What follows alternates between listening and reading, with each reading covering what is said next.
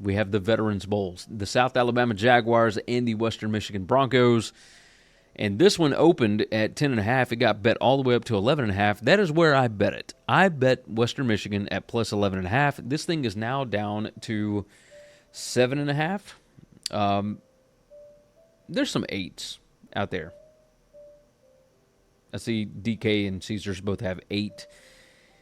BetMGM, FanDuel, ESPN Bet, those have 7.5. So let's call it 7.5 for now.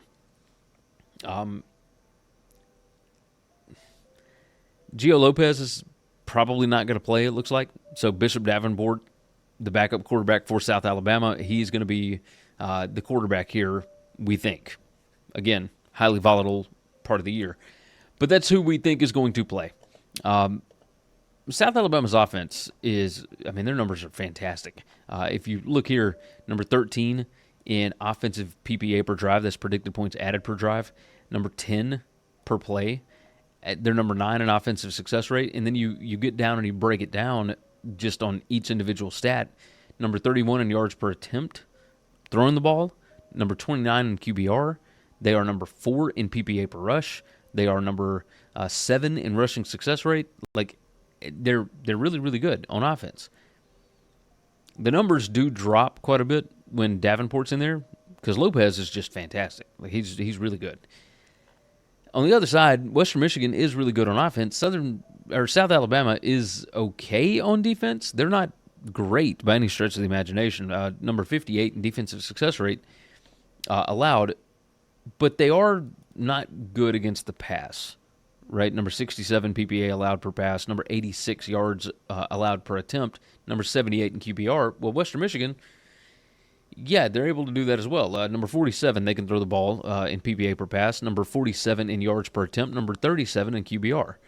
They don't throw it all that often. They're number 101 in pass rate. That's 44.5% of their offensive snaps are passing plays. So it gets interesting, right? Number 47 in havoc allowed. Number 77 for South Alabama. I don't know how motivated South Alabama is.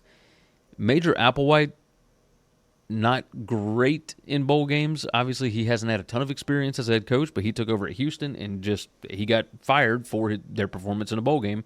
Granted, that was against Army. I don't know if Western Michigan has quite the motivation that Army would, but I still kind of think the number is a little bit high. Anything over 7, I'd probably take Western Michigan. So that's what we'll do for show purposes. We'll take Western Michigan. I haven't seen a ton of opt-outs, a ton of guys transferring, etc. At least not anybody of note thus far. So let's take Western Michigan from that. Thanks for listening to Winning Cures Everything. Make sure and follow me on Twitter at GaryWCE. If you want to toss in a question, you can email me, Gary@winningcureseverything.com. Make sure and hit that subscribe button, and we'll see you next time.